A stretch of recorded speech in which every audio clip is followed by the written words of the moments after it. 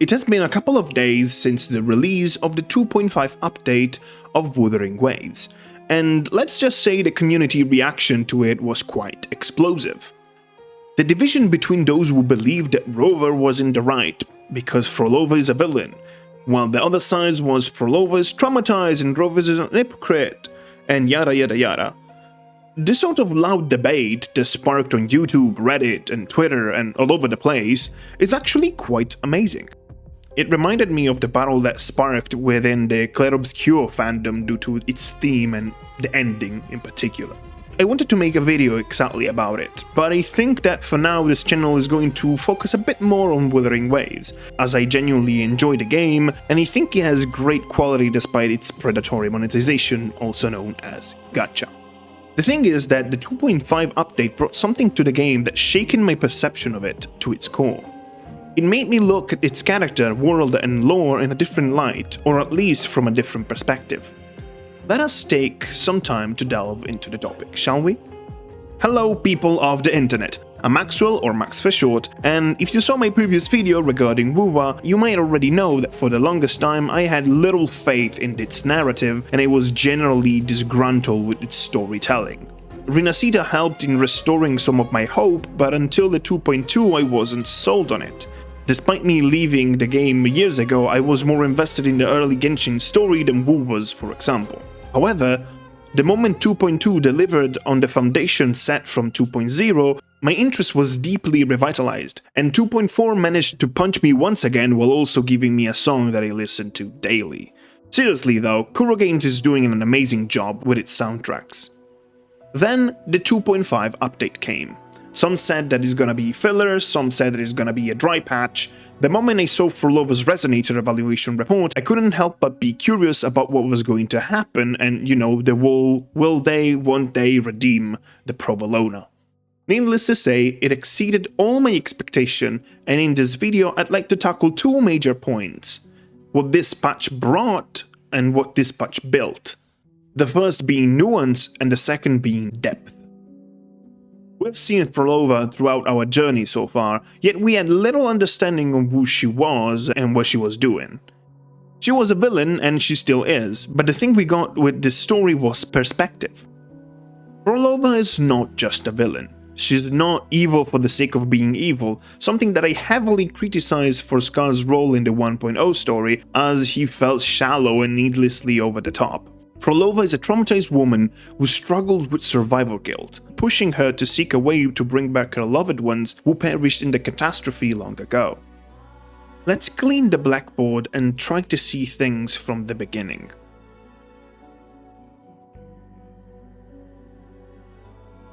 Phrolova is a kind and pure girl, born in a modest village named Ostina, one who's passionate about music, specifically about playing the violin.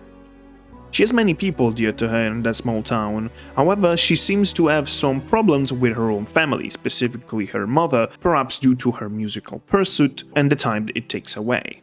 Phrolova is a normal girl, in the most innocent of ways. She has a quiet life in Ostina, having fun with friends and working hard on her music, to the point that she even gets the chance to play in a nearby town, and everyone is cheering for her. The villagers work hard to prepare a party for when she comes back, and in that moment there is lots of love and plenty of smiles. Yet, up in the sky, there is also a meteor, one that is steadily falling down. Phrolova and the villagers sees this, confused and perhaps in awe to the scenery, but it doesn't take much time to realize that the meteor is falling right on Ostina, obliterating it.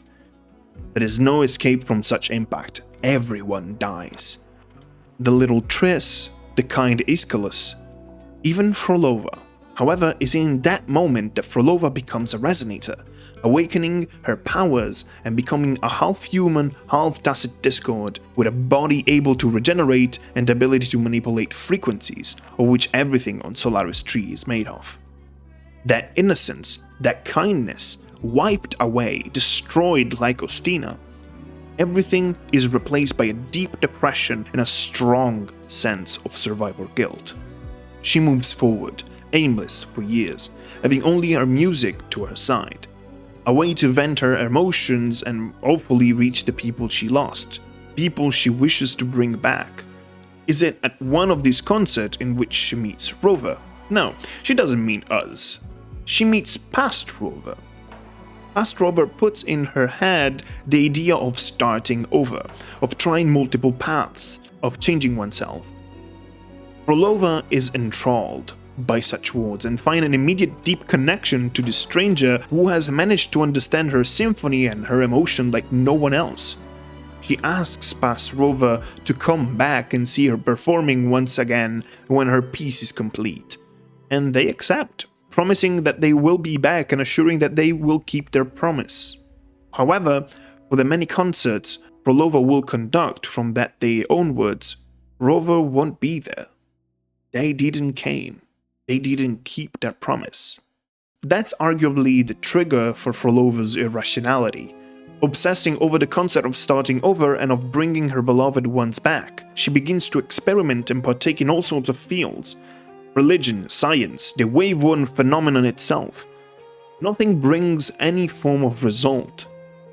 Nothing that allows to grant a body to those conscience she's keeping safe, but also that they are deteriorating to the very fact that frequencies of the dead are bound to disperse or turn into tacit discord.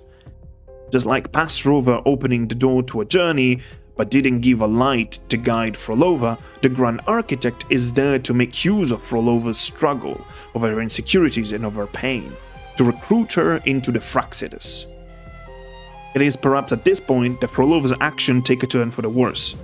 Using the resources of the newfound group, she can work on her project, on her lost beyond, while being a pawn of the Fractsidus and committing heinous acts in their name. Phrolova at this point is no longer innocent. She's no longer the pure girl that loved to play the violin, or she still is, but buried under layers upon layers of resentment, frustration, and questionable choices. Her very own goal may even not be feasible.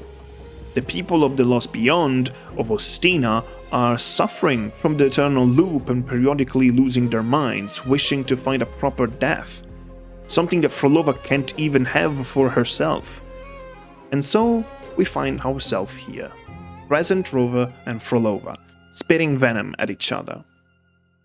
Why did I underline past and present Rover? The way I see it, present Rover is fundamentally a different person. They have no recollection of anything that happened before their awakening, and they're essentially discovering the world again, possibly with the hope of viewing things from a different perspective, forming different bonds and finding different answers to the ultimate goal of putting an end to the lament. I don't think Rover is a hypocrite. They do not remember and they cannot remember. I don't think they deserve the blame. Past Rover, however, made plenty of mistakes, like not realizing how important their words were for Phrolova. For them it was probably just a Thursday, but to her it was a sunny day after years of ceaseless rain.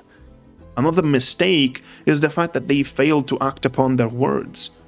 They made a promise and they didn't keep it, or even tried to let Phrolova know that they couldn't keep it, at least for what is our knowledge. Present Rover knows Phrolova basically just as a villain. Sure, they had the ability to peer through her past, gathering bits and pieces of information and context, but to them, Phrolova is still basically a stranger who hurt many people. To present Rover, the whole Lost Beyond is akin to a prison, a hell in which the dead are not allowed to die completely, and are possibly brought not to come back to life, but to be corrupted and twisted into tacit discords. Yet, even that is not 100% real. Perhaps Phrolova is right, perhaps there is a way. What Phrolova says and hit really hard is how she challenges the very concept of Rover, of this godlike being that knows no death and time after time tries all sorts of things. Jinzhou, the Sentinels, the Black Shores, and who knows what else. The only difference, as she says, is that one remembers and the other one doesn't. That's not just good storytelling. It's also a good and compelling story. The way the story challenged the very concept of Rover, deconstructing their heroic figure as one perhaps too far from humans to understand them, or too heroic and set on the greater good to the point of being indifferent at times to the struggles of the people. It is very fascinating. One of my ideas regarding the reset, especially thanks to some files that can be found in the Black Shores, where we can see past Rover's struggles with all that is going on, is that the memory reset can serve two possible purposes, besides the obvious ones of finding new perspective and the likes. And those two purposes are something that is tackled in that very discussion.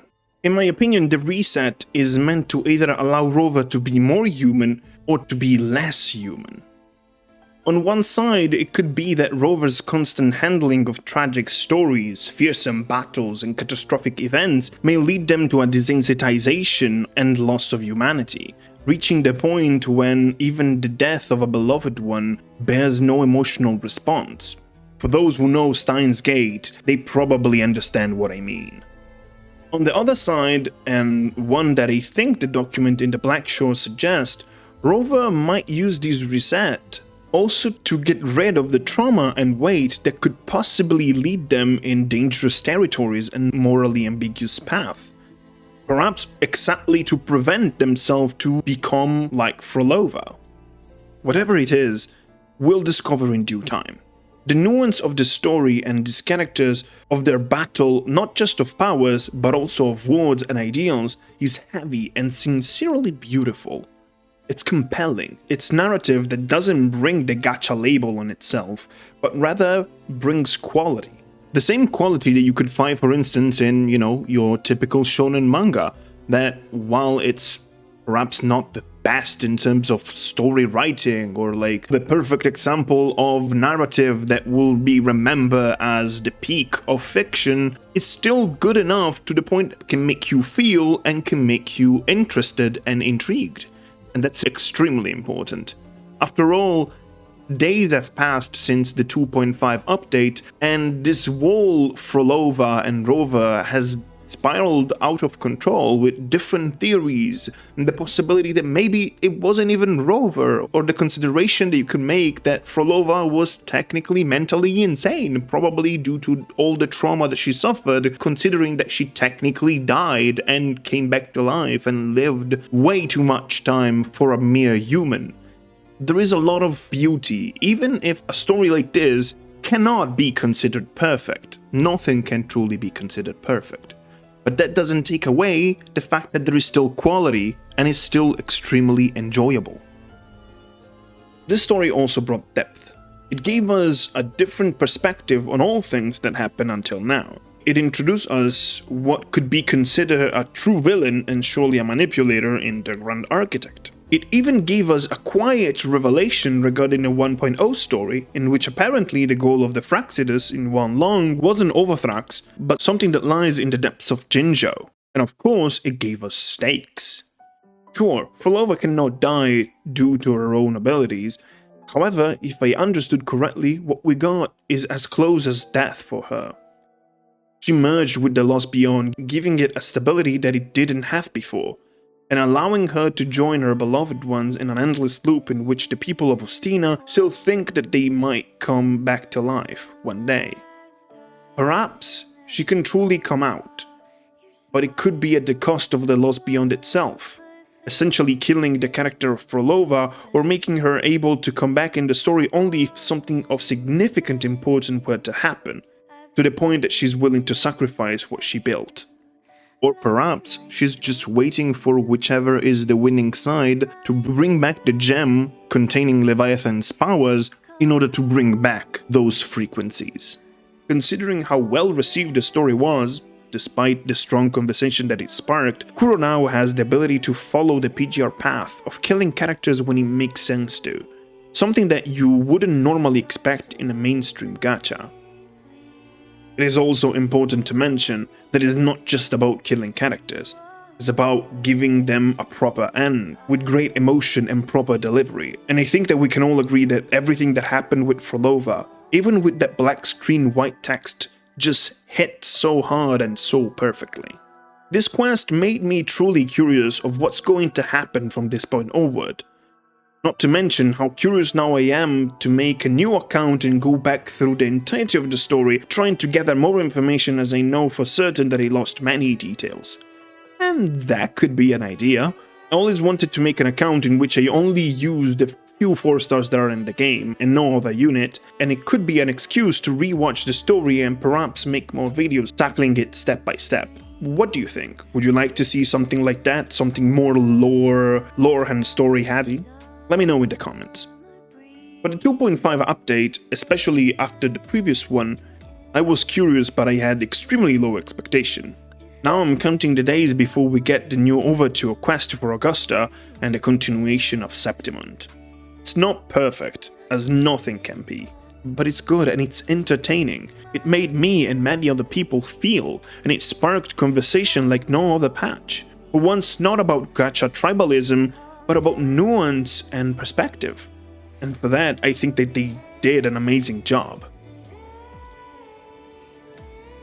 That's all I have to say for now. Thank you for listening, and see you next time.